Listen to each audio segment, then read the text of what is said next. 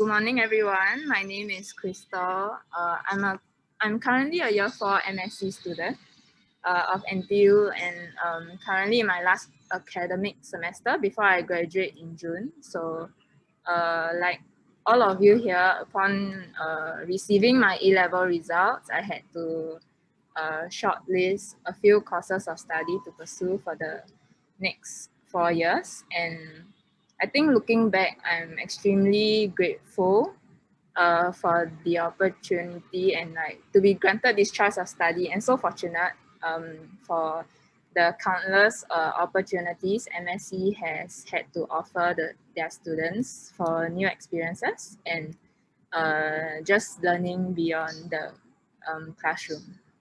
So today I'll just touch on two of these prominent learning experiences I've had in my time with MSE, and that will be my professional internship and student exchange programs in my third year as a student.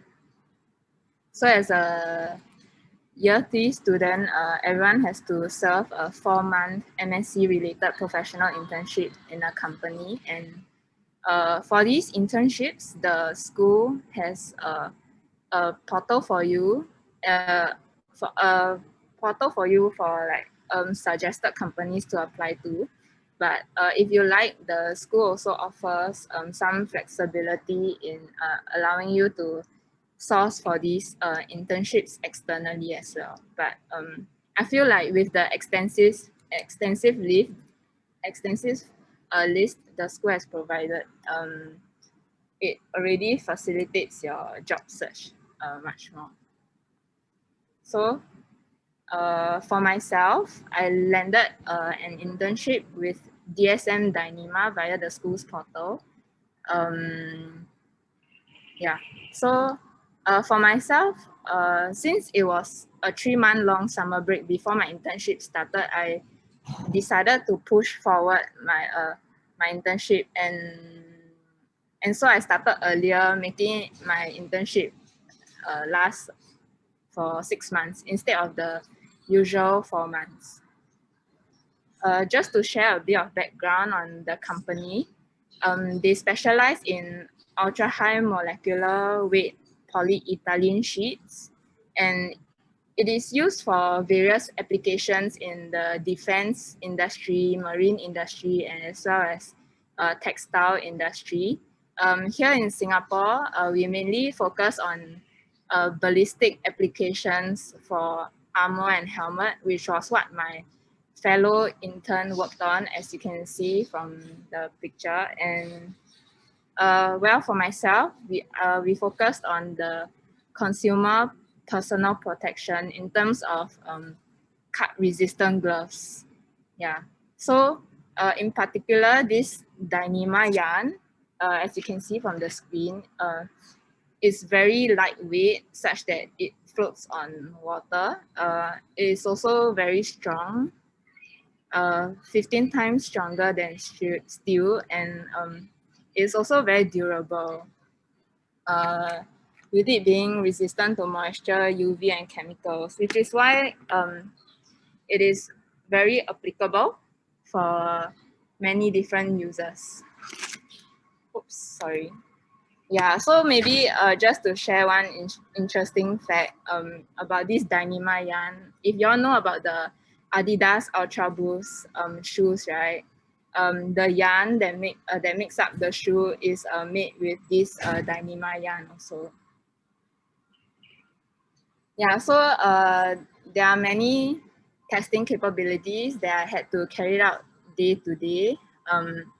Just to share on one of the main testing capabilities I did was the cut resistant test on these gloves, to have an indication of how well the gloves perform in terms of cut resistance. If you see in the slide, right, the machine that I had to work with measures the distance the blade travels before there is complete cut through in the fabric that will be detected by the machine. And this is dependent on the weight of the scale that has been set by the tester. and that's from the compiled results, and according to like international testing standards, we derive a specific cut level for the glove. Yeah, so in trying to do so, right, we also have to knit the gloves first, and of course there are certain parameters that need to be optimized to get a glove with a balanced comfort and cut level. This would be quite related to the study of material science in understanding that changing processing conditions will in turn affect the way in which the glove is knitted, and thus eventually have an effect on the physical properties as well. So this is only one aspect of the study of material science. So I would say, for example, in like most industries, in hopes of saving costs, material quality and durability are often compromised. So maybe in my case, as a material science engineer in this industry, it is important to be able to optimize such parameters in production processes such that we also find a balance in the cut resistance level of the gloves as well as comfort.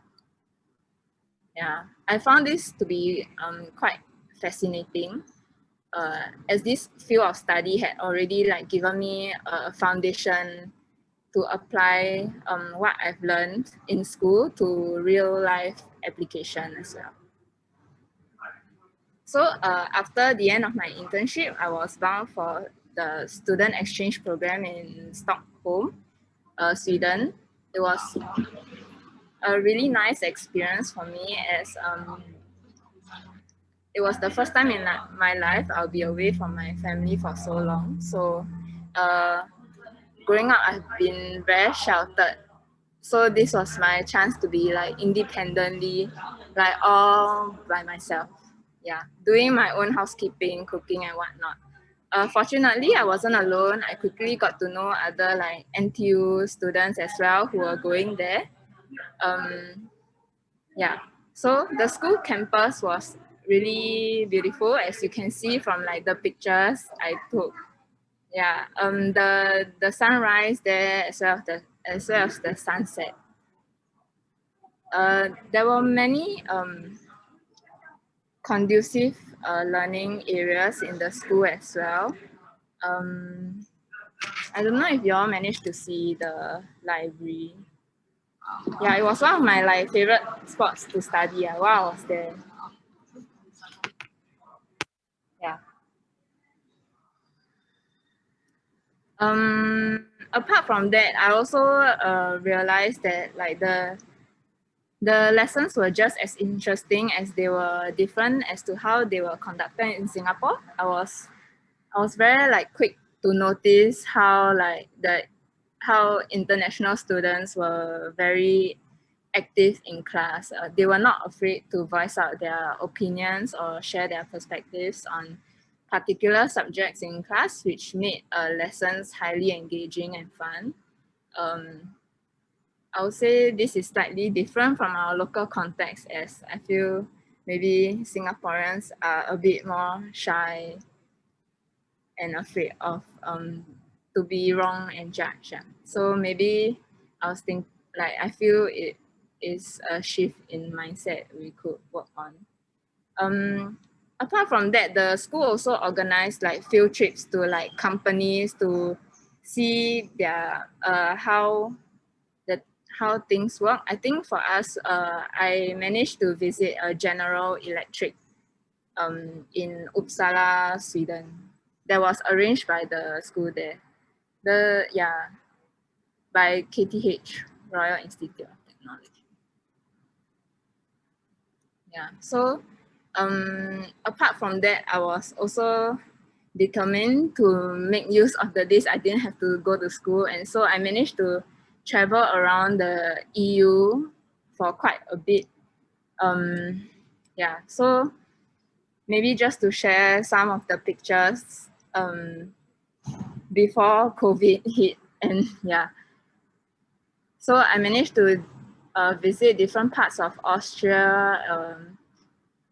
When you're in the EU, you're able to just take trains and buses to different states.